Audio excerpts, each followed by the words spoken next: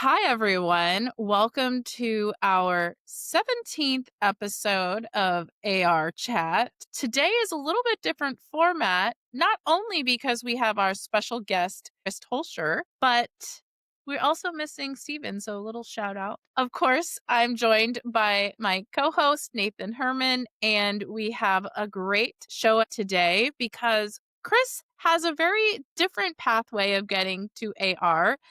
And a different perspective because you are also on the other side of the pond. And I'm sure things are a little different when you are not in that North American perspective. So, Chris, would you do us a favor and introduce yourself? Of course, yes.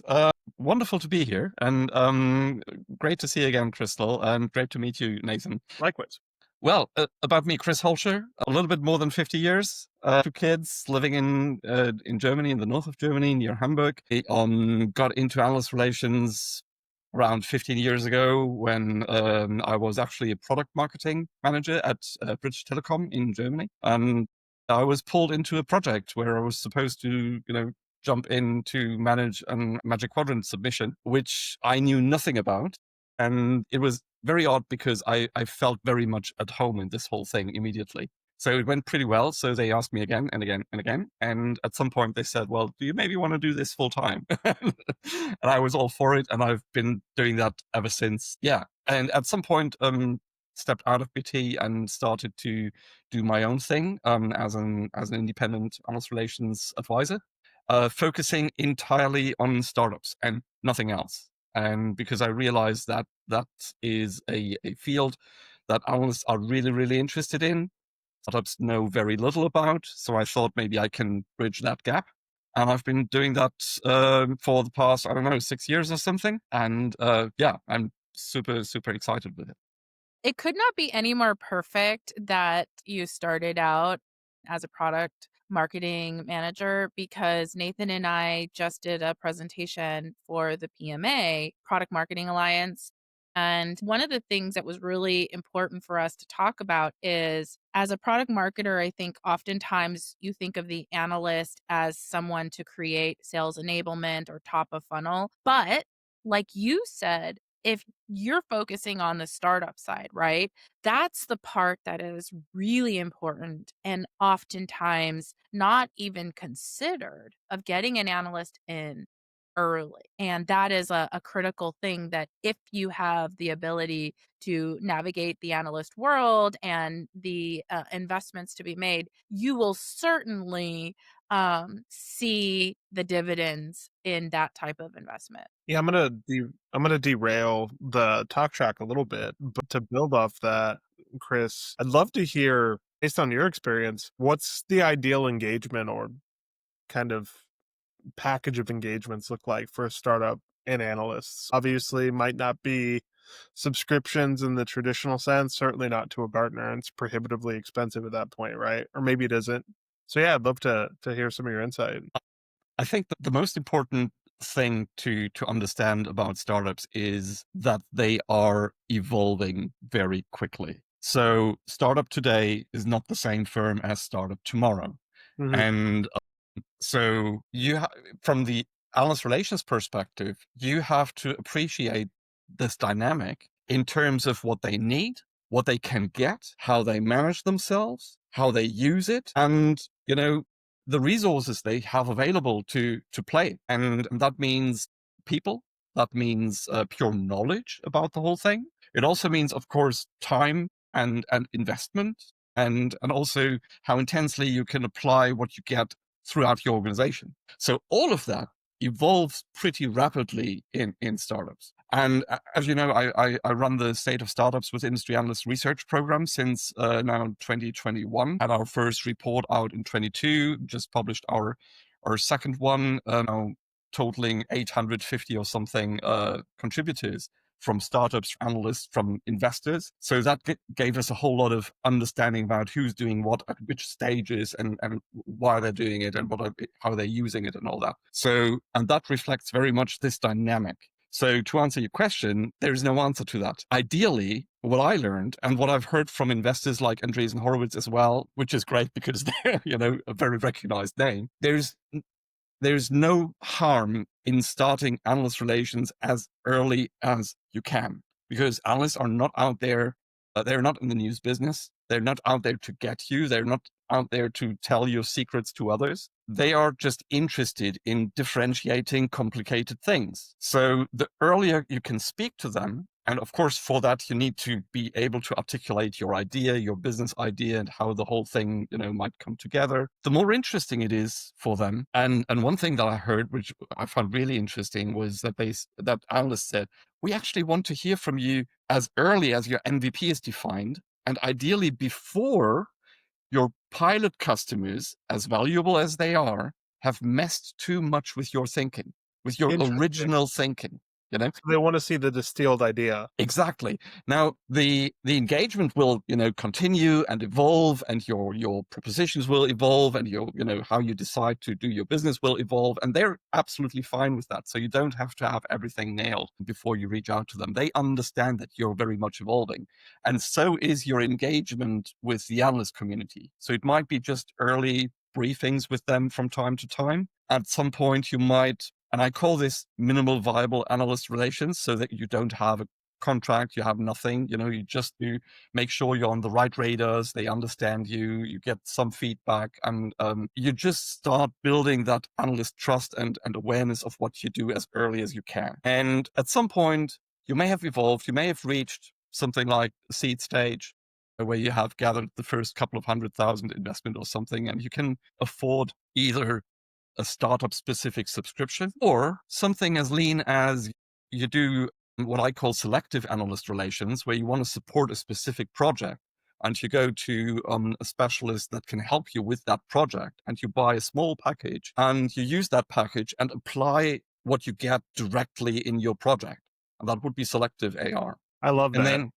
then you might go further as you maybe enter an additional funding or even Series A, and you get real money. You can then say, well, now that we've proven the analyst interest, which means a very solid product market fit indication, we can now tell this to our investors, which first proves that you know the game. Second, Great. demonstrates, you have some traction there with the most influential minds in the market. And you can say, well, we now want to step up our game a little bit and move into what I would call strategic analyst relations, where you invest in a subscription that is tailored to your needs.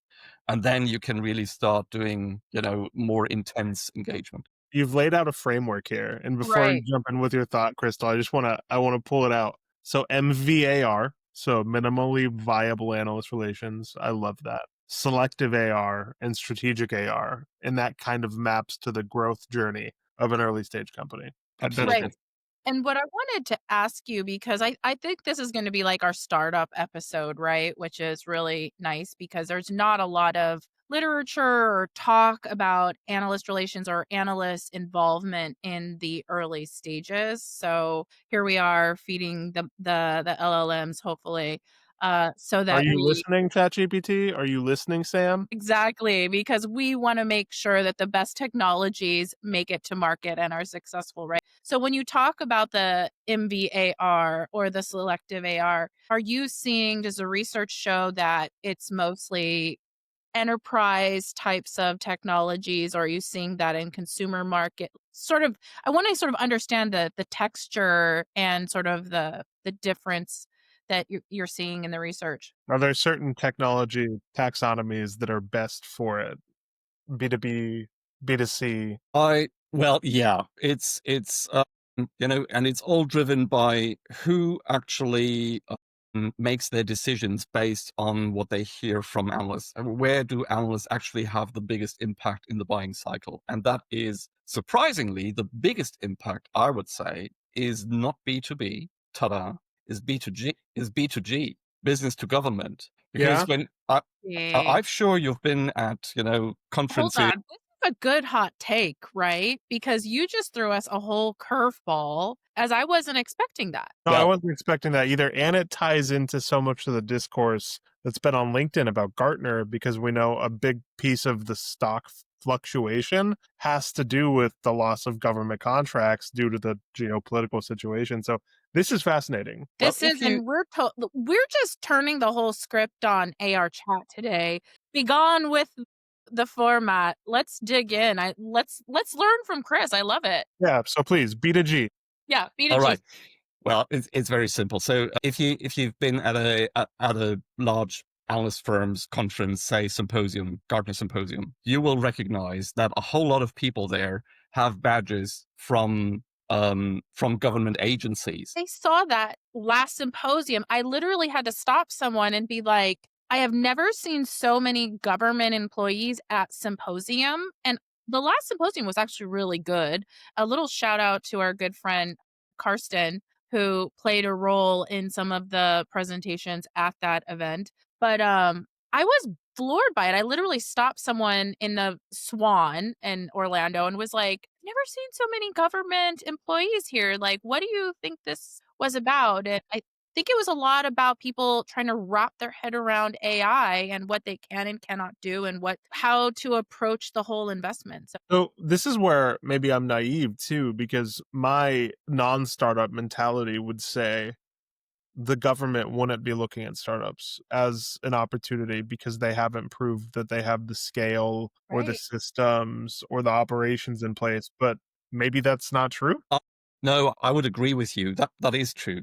But I just wanted to throw that into the discussion that it's not just limited to B2B. That's fair. It's a bigger Oh, game. There yeah. is more than that. And B2G is interesting because even as a startup, if you introduce a new vector into a sphere of solutions and you it's interesting for you, not just because of your B2B buyers, but maybe also because of B2G. And even if government agencies would deploy a solution from a very large player, they might not have what you have. So you might become a really interesting M&A target.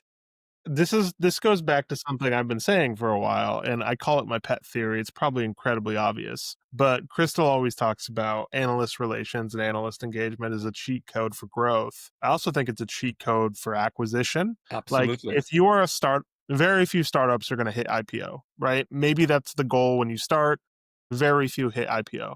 You need an exit strategy, right? And my thought process is engaging with these firms like Gartner, Forrester, IDC, at least briefing them, putting yourself on the radar.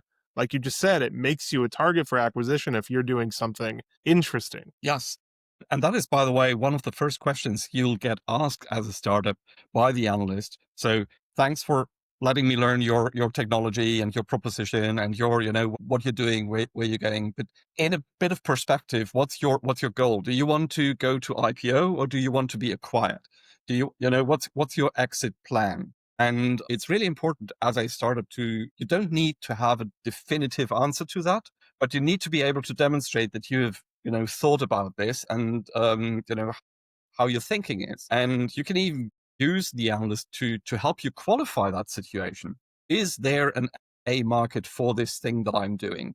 And if you know that, how should I prepare myself? What should I put most emphasis on in terms of developing my organization, in terms of developing my capabilities? Where do I best shape my solution so that it ideally fits into the architecture stack of the types of companies that might be out to acquire me? So I'm fascinated that analyst relations is a relatively indirect game. On the other hand, it can be extremely direct. Yes. You're playing, like when you're playing billiard or something like snooker or so. You're hitting the how do you call that? You're you're not playing directly. You're playing Oh, you're hitting off the walls and you're you're hitting off the You're walls, yeah, playing the geometries. Yeah. Yeah. yeah. which feels indirect. On the other hand, it's the absolute shortcut to the decision making centers of either of your buyer or of companies that want to acquire you. Freaking love that visual, right? Like there could be literally all of these balls in the way, but if you hit the corner just right, you'd sort of avoid that whole mess and So you win. Yes. another question to build off this line of thought is, and it probably goes back to your strategy as a startup. Is it IPO? Is it acquisition? What does kind of the profile of the engagement landscape look like? So if I'm being acquired, I might be briefing Gartner more This is just me spitballing. But if I'm looking to just truly develop a product, I might be going to engage with some of the boutique firms and independent analysts who are a little bit more forthcoming with feedback. I mean, please gut check that and run with it, Chris. Ooh, I don't think I have a definitive answer to that. Partner is always important because they're the, I don't know how Yeah, many 100-pound gorilla in the market. You know, it's 800. just Yeah. 800. Make it 1,000. Come on. You just can't ignore them, and you don't want to ignore them. They're good. They're doing good stuff, and they have extremely valuable programs for startups. With startups, you can get, yes, it's expensive, but you get a lot, worth value for the money. They have other flaws which we can discuss. Happy to, but that's very good. IDC also phenomenal programs there, ton of value, different structure, but also very good. But I think it depends extremely on your specialization, on which niche you're catering to. If there are specialists in the market, like take Coppinger Cole.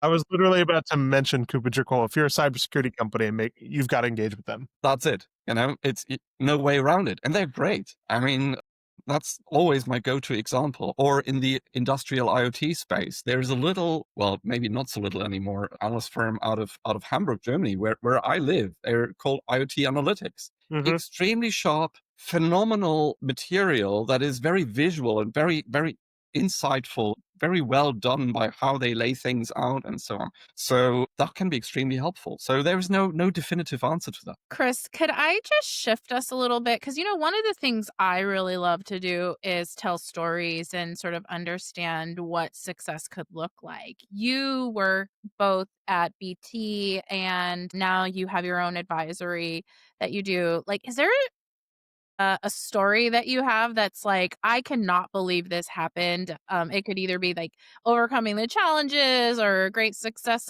some way that you could share. Sorry, I was a little bit of a curveball, but I think that sometimes helping people really understand the power of what can happen is really important to contextualizing this cheat code. And Sure. obviously, we can anonymize too. Yes. Yeah, of course. Okay. Well, I can give you two, but very different ones. So speaking of industrial IoT, one client of mine, they were lucky before they worked with me. They got onto a emerging vendor report, which spotlighted them amongst just, I believe, four companies in total in their space, industrial IoT. And they were super happy with it, but they didn't really know what to do with it. So of course, they put it on their website, they put it into their marketing presentation, sales presentation, all that. Fine, but that was really it. So at some point, we got in contact and we decided to work together a year later, 2 years later. And one thing that I found out was that one of their competitors had been mentioned, who started later, had been mentioned in the same report just 1 year later. So, and they obviously knew what to do with it. And it was a US-based company.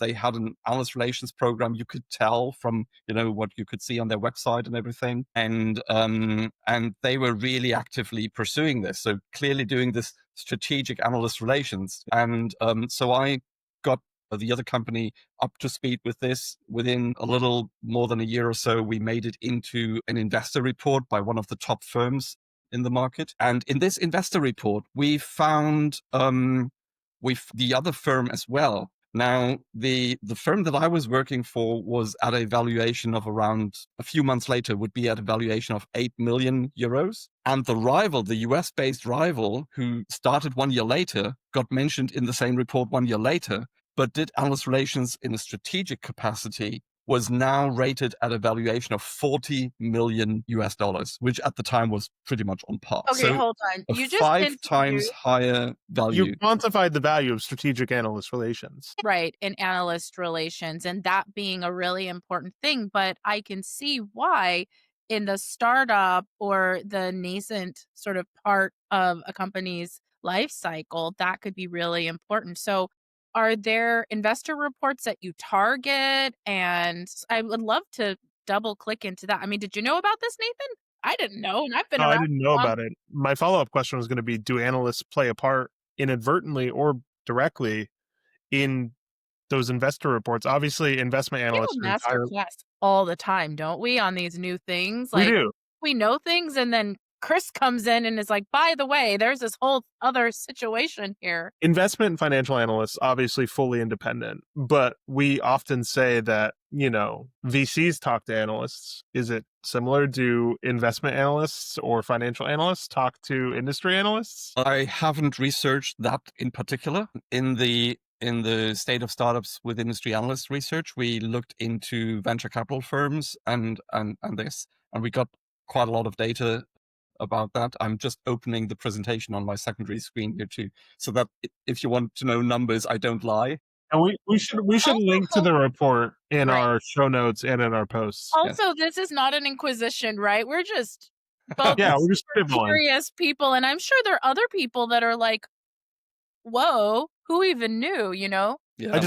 While you're doing that, again, because it's sticking with me as just an absolute gold mine. So the company that licensed the report put it on their website, kind of in the traditional PR motions, put it in a sales deck. Valuation, 8 million euro. Company gets a start 1 year later, gets mentioned in the same report, takes a more strategic approach to their analyst relations program, whether they have an in-house person or not. 40 million US dollar valuation. Yeah, I could even tell that they were working with Forrester. They did one of their total economic impact studies, which is an expensive package. It's extremely well done. It's its highest reputation, but it's just so powerful in what it does. And since that firm, I said they were in industrial IoT, so you had clients that would want this type of data. So you could tell that they were working and not just with Forrester, but also with other top firms Yeah, in that space. that's And it took them, from 0 to 40 million, within a relatively short time. So and because we are feeding the LLMs here, the Forrester TEI, incredible. And not apples to oranges, but I'm also partial to the Enterprise Strategy Group ROI studies. Those are another excellent tool yeah, that you could probably employ. yeah. Yeah, there are numbers. So, yeah, that is why analyst relations is so important to startups, because you're in this phase where it's all about speed. It's all about catering to the right kind of animal with the data and with the type of information that they want to make decisions. Because, say about AI what you want. It's great. I love it. I use it here and there and everywhere. But this type of decisions, complex decisions, billions, you may use AI for a first search or something, or for some inspiration. What should I ask? Things like this. And that's good. And it's good use for it. But no CIO will place, a big purchasing decision that has an impact on their entire architecture. And, And Right. you know, even more importantly, at least today, and if it ever gets to this point, we're in trouble. But at least today, no enterprise is going to make an M&A decision without consulting analysts or all the reputable channels. They're not going to yeah, go to an LLM and use that as the final reasoning metric for an, And in my additionally, opinion. if you think about it, right, if you're early stage enough and maybe you're looking for Series B or C, investments, or a private equity infusion of investment, right? If you're not showing up, no, a company is not going to add you to their portfolio, right? Unless they can feel really confident. And I love, Chris, that you said, like, nobody's going to just ask an LLM about something. They're going to want to say, hey, no, there is valuable research. They're, battle tested. They've got this great reputation. And I probably know a couple of people that do this research, and I've had success with them in the past. Because if you're putting millions of dollars into something, you're not saying, hey, ChatGPT, what's XYZ startup looking like? At I mean, least, at least today, we still live in an era of due diligence, right? For the most part. when you spend a lot of money on something, you want to like look into someone's eyes. You like, yeah. you know? And I mean, we have hard data to back this up. So we found that like 86% of analysts are using, sorry, of venture capital firms are using analyst data Makes sense. and so on. I mean, obviously, they're very good at money things. They're very good at teaching startups how to organize, what to pay attention to and things. They can't be experts in all these technology driven markets. I mean, these markets by themselves are extremely complex, extremely fast moving. There's one innovation building on top of the other innovation. It's crazy. What they are good at knowing what they're not good at. So they reach out to analysts to get the shortcut to, is this thing something that will have wings, or is this, a dead end, or that, what have you seen, things like this. And speaking of due diligence, the VCs that we talked to, some 43% or so said they're actively using analysts as experts in their due diligence. So that's quite a number. Yes. That's fantastic. And They I want wanted that to throw insurance this plan. other, It's an sorry. insurance plan, right, for an Yes. investor as we're hedging our bets and figuring out how we're gonna be successful as well. Here's my loaded question then. The value's clear. Do you think by and large the startup community is underusing analysts? Or do you Yes. think Yeah. And that is mostly because the startup community is incredibly big. Mhm, Well, first of all, there's an And amazing number fragmented. of startups flying around, and more than ever before. Plus, there's this constant avalanche of new startups coming down the mountain, and that is, building as well, which explains why analyst firms don't particularly market to startups, because mhm, there's so much coming anyway. It's more that they need to filter, who do we speak with, and who can we make time for. And that's where my role can come in, because I can help a startup make sure that they get on the right radars, because I have a reputation for making meaningful introductory briefings. And so that helps with the analyst firms and all this. So yes, startups massively underuse this. Interestingly, VC firms like Andreessen Horowitz, I mentioned already, Sierra Ventures, Servin Ventures, Sapphire Ventures, Notion Capital, and others are advocating for, please use analyst relations early and strategically. On the other hand, you really have to, I mean, it's my job. But I had to really do deep searching on the internet to find this kind of material. It's nothing that you would find at every conference, at every, it's very well hidden. I don't know why they hide it so much. At the same time, they urge startups to do it. So I'm trying to make this more visible. And on the other hand, I just did a bit of research as a side project to the SIA research, where I looked at some 600 something startups that got into the spotlight of the top three analyst firms out there in their emerging vendor reports: Forrester Tech Tide, IDC Innovators, and the cool vendors. So 650 startups over the course of the last 5 years. And so, yes, startups underutilize this. On the other hand, those who do use it, it's a pretty large number. And those are only the ones that earned the spotlight in just this type of report. There's market reports, there's technology reports, there's investor informing reports, there's trend reports, and all kinds of things, hype cycles, everything where startups are mentioned as example vendors. They're not profiled, but they're mentioned as viable example vendors to look into. And these are mhm. equally helpful for a young startup that tries to get some visibility and some credibility in the avalanche of stuff coming down the mountain. This is fantastic because I think one of the things you will occasionally hear out there is it's too expensive for early stage companies to invest in analyst relations, but it's clear that's not the case. You're That's not the talking case. about a potential valuation difference of 30 million-ish US dollars between Yes. a company that does and doesn't. I mean, that's It's too expensive not. yeah. Absolutely. Let me give you the second example that I wanted to share.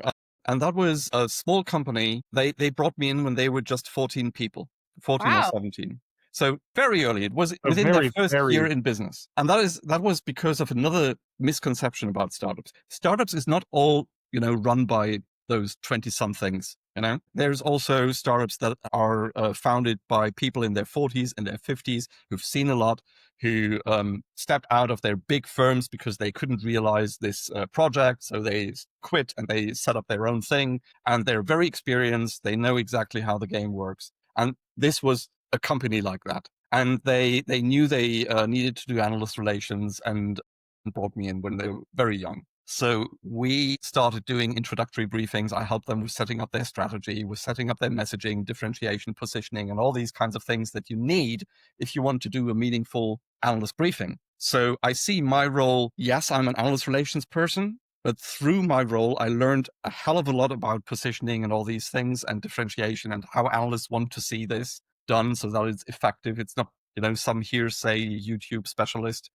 It's the actual thing that is proven to work in a very lean and effective way, because that's how an analyst relations briefing has to be. So that's a big part of my job. And that alone is extremely valuable for the startup. So we did these things. We got product market fit confirmation from all the analysts that we briefed. They said, this is absolutely needed in the market. And they're a small consultancy in the space of business transformation and things like this. Actually, a very saturated market, you would think. Yes. But they With some introduced large players, large and they incumbent players. introduced some new principles into that kind of thinking, and all the analysts were, yes, absolute gold. So that allowed them to say, okay, with that knowledge, let's go all in immediately and let's do strategic analyst relations from day one. And they had one of the big analyst subscriptions. In this case, it was a Gartner subscription. We used the hell out of it. So we had inquiries, every week, and we were using it for sales, marketing, even in HR, acquiring new talent and things like this, because we Wow, could. that's really smart actually, because yeah, And that's a really expensive thing to get wrong, is hiring the wrong talent or not having it go smooth, right? even just getting hold of them. If you're a 20-person startup at the time, you have to differentiate in when you're hiring the best talent, and you have to differentiate against the Accentures and the McKinseys and so on. That was their challenge. So they had to demonstrate they were doing something differently. And part of that was, well, we're working intensely with these large analyst firms, and we'll make sure to get all that knowledge into your brain. And you can work with all these great frameworks and latest insights. And we're absolutely proactively using this throughout the organization. And that gave talents a real incentive to sign up with the little company instead of the super large company, because they felt there was an extraordinary dynamic going on in this little startup. Right. Now, fast forward a couple of years, the little startup is now the 24th fastest growing company in the FT 1000 list in Europe. Wow. So You the know, Financial this Times, Yeah. is Wow. amazing, because when you have a small company of clearly very smart people that are passionate about what they're doing, it's not often that they say, I don't know how to do this, therefore let me make an investment. Whatever the this is. So it's like a bracketed this, um that really says a lot about that leadership and the investment that they're making towards success as a whole company, not just in one. And I think it underlines too that we often think of analysts in a judgmental is the wrong word, but it's the word I'm going to use. Like in the framework that they are evaluating my company. And that's partially correct, but not really. Like analysts are a safe place for you to go and say, I don't have the answer to this question. What is your advice based on your context and your conversations and your insights? exactly. That's one thing that I put a lot of effort into, or sometimes it's easy, but what I put a lot of attention to explain to my clients how they need to interpret this whole interplay with the analyst. It's not to celebrate your brand, that's what PR does. And that's a valid role in the market.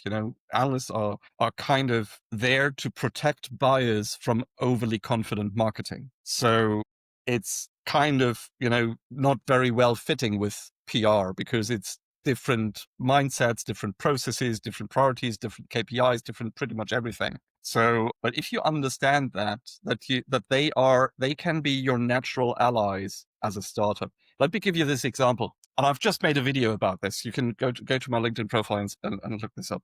So if you're innovating in a market and you're up against all the big shots and you're snatching market share from the IBMs and the SAPs of this world, what tends to happen more often than not is that the large firms cannot follow your innovation as quickly. So what they tend to do in order to defend their market position and their revenues and everything, because they can't innovate as quickly as you, they will just simply repaint their stuff and greenwash it or blue wash it or whatever, and maybe steal your narrative even without the actual capability to do the same innovative thing that you have introduced to the market. And then they just throw big marketing money at it. So they muddy the waters. It confuses the hell out of your buyers because they don't see the differences. They think it's all just, marketing stuff again. And they don't. And suddenly your differentiation gets washed away by all this, big firm marketing power. Now, if you've done your homework and if you've briefed the most impactful analysts in this space, buyers who get interested in this new paradigm, in this new principle, whatever you introduce to the market, they will possibly inquire with analysts and say, so what's that all about? Can I work with big company? And the analyst will say, I'm sorry to break it to you, but those are two very different things. This is just repainted, and the real thing is with this startup. Exactly. So Analysts they can will be the source of truth. basically protect your narrative when Yes. you're not in the room. And Yes. that is brand. Brand is what people say about you when you're not in the room. So the big, powerful analysts can be innovative startups, natural allies to help you survive this super, super dangerous situation. Because this is not just frustrating, this is fatal in many Yeah. times if you're not done your homework. This is so important. And frankly, like I say this about every episode, but I mean it about every episode. This one in particular, this has been a masterclass on analysts and early stage companies. Truly, everyone should go take a look at Chris's profile and dig into his work. But the way we like to wrap things up, and I think you've gotten at this a little bit, but if we zoom out, maybe from the startup lens, maybe into the startup lens, you decide, where is this profession going? Well, the obvious angle to discuss on this question would be the whole AI angle, of course. And there's so much to say about this. I've just done another post about this where how analysts can use AI, how we can use AI, we as in analyst relations can use it. And there's such a dynamic to it. It's probably too much to discuss on such a in a few minutes, but I think that obviously will have a profound influence. I believe the big trend there, because if you think of what LLMs can use, they can scrape everything that's on the internet and all that. But all of this by design ends today, where the value of analysts lies not in all that past data until today. The value of analysts lies in those privileged conversations that they are having with buyers about their intentions, their frustrations, but Yes.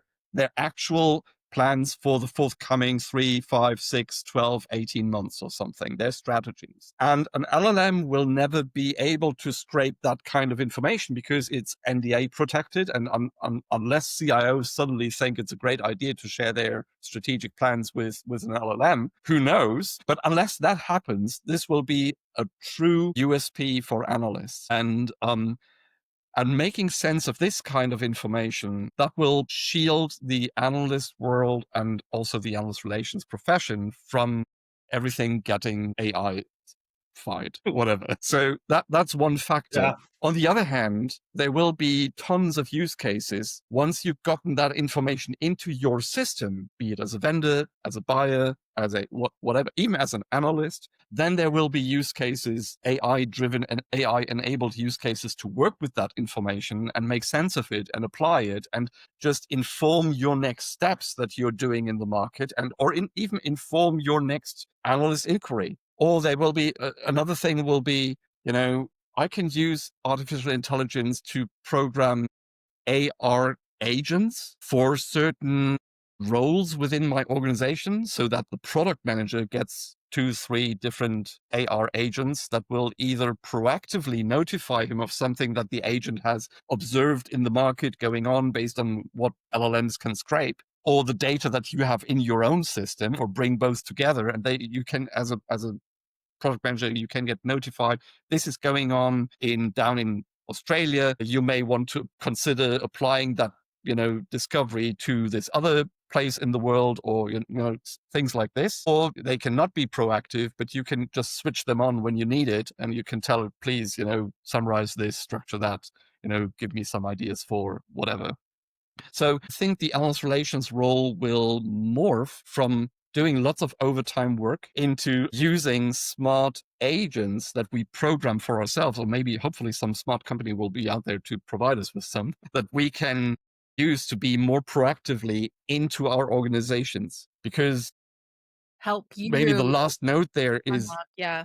I think relations is very often regarded, the relations part of it is very often regarded towards the analyst. Right. But in my understanding of creating value in an organization, the organization doesn't care about how many inquiries I've done or how many, how the little blue dot has changed. They care about revenue and costs and time to market and these kind of things. So those are KPIs. So the relation needs to go into my organization as well. So how am I creating value for my product managers, for my marketing managers? So it needs to be an end-to-end relationship. The value of analyst relations is not necessarily only the analyst relationship, but it's activating that within your org. So, in a lot of ways, it's also internal relations. The role doesn't easily reflect that that piece is just as important, if not more. Who cares if you have a little box full of treasures if it's just in a little box? With that being said, this is episode 17 that's turned into analyst relations for startups. We're charging at the earliest stage possible. Thank you, Chris. Thank you, Nathan. This was a lot of fun. We went way, way over, but how can we stop hearing about the great successes of analyst relations? Thanks for having me. That was a lot of fun. Thank you.